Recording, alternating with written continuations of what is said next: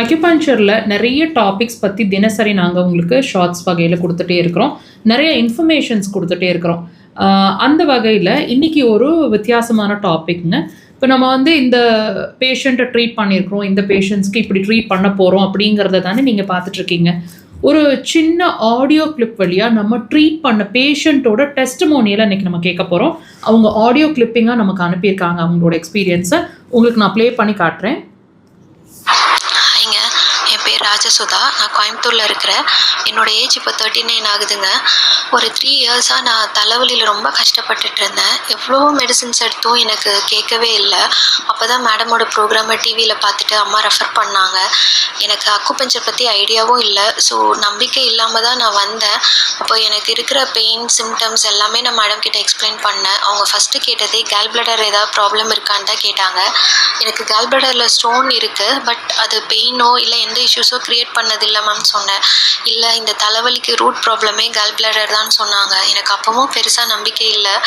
But ஒரு 1 week எடுத்து பார்க்கலாம் சிட்டிங்ஸ் சொல்லி ட்ரை பண்ணேன். ஒரு 1 வீக் அப்புறமே எனக்கு தலைவலி ரொம்ப ரொம்ப கம்மியாயிடுச்சுங்க.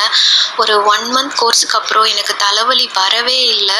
இப்போது ஆல்மோஸ்ட் 1.5 இயர்ஸ் கிராஸ் ஆகிடுச்சு நான் ட்ரீட்மெண்ட் எடுத்து. இப்போ வரைக்கும் நான் அந்த தலைவலியை திரும்ப ஃபேஸ் பண்ணவே இல்லை. இப்படி ஒரு லைஃப்பை நான் ஹாப்பியாக லீட் பண்ணுறதுக்கே மேடம் தான் ரீசன். ஒரு 2 டேஸாவது எனக்கு இந்த தலைவலி இல்லாத ஒரு பீஸ்ஃபுல்லான டே கிடைக்காதான்னு நான் கடவுள்கிட்ட எவ்வளவோ நாள் அழுதுருக்கேன். இப்போ மேடமால தான் நான் இவ்வளோ ஹாப்பியாக இருக்கேன்.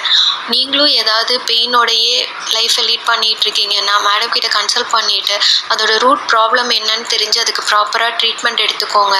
நோய் இல்லாமல் எல்லாரும் வாழலாங்க. தேங்க்யூ. இந்த கிளிப்பிங் கேட்டிங்க இல்லைங்களா? இது நிறைய பேருக்கு ஒரு டவுட் வரலாம், நம்ம ஆடியோ கிளிப்பிங்காக இருக்கே, இது எப்படி நம்புறதுன்னு. நாங்கள் நிறைய பேஷண்ட்ஸை ட்ரீட் பண்ணிகிட்டே இருக்கோங்க. அதில் சில பேஷண்ட்ஸ் டைரெக்டாக நாங்கள் வீடியோவில் உட்காந்து பேசுகிறோம், வி வாண்ட் டு ரிவீல், பரவாயில்ல அப்படின்ற மாதிரி ஃபீல் பண்ணுவாங்க. நிறைய பேஷண்ட்ஸ் ஸ்க்ரீனில் வர விருப்பப்பட மாட்டாங்க இல்லைங்களா? அந்த மாதிரி நாங்கள் நிறைய பேரை ஃபோர்ஸ் பண்ணுறதோ கேட்குறதோ இல்லை.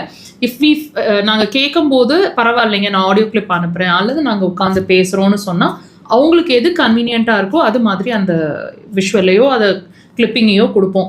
ஸோ அந்த வகையில் இன்றைக்கி இந்த பதிவை உங்க கூட ஷேர் பண்ணணும்னு தோணுச்சு.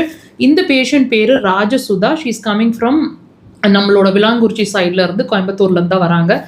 அவங்க செஞ்ச மிகப்பெரிய ஒரு நல்ல விஷயம் என்ன தெரியுங்களா? நம்பாமல் வந்ததை தாண்டி அந்த நம்பிக்கை இல்லாத விஷயத்துலேயும் ஒரே ஒரு விஷயம் ஸ்ட்ராங்காக செஞ்சாங்க, பிடிவாதமான ட்ரீட்மெண்ட். அந்த பிடிவாதம் தான் அவங்கள இப்போ வரைக்கும் நல்லா வச்சுருக்கு. Almost she is crossed